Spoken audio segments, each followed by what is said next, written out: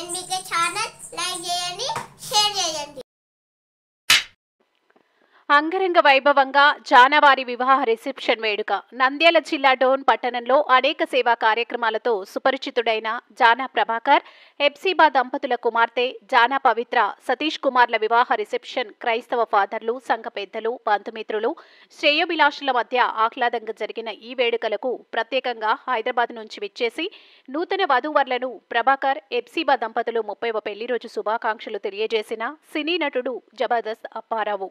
జానా ప్రభాకర్ సేవా కార్యక్రమాలను కొనసాగిస్తూ అనేక మంది వృద్ధులకు చీరలు అందించి అన్నదానం చేసిన నూతన దంపతులు జానా పవిత్ర, సతీష్ కుమార్.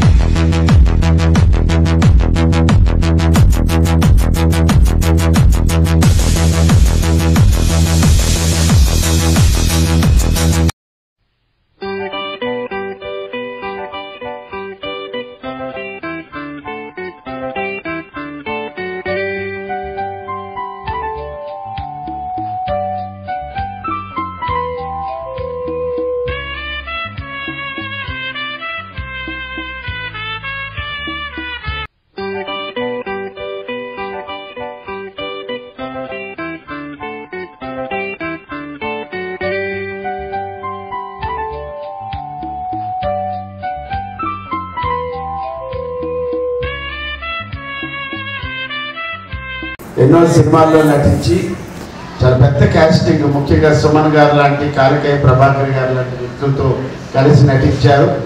ఇవన్నీ ఒక ఎత్తు అయితే ఒకసారి జానా ప్రభాకర్ గారు గట్టిగా హర్షధ్వానాలు, క్లాప్స్ ఇద్దామని గట్టిగా.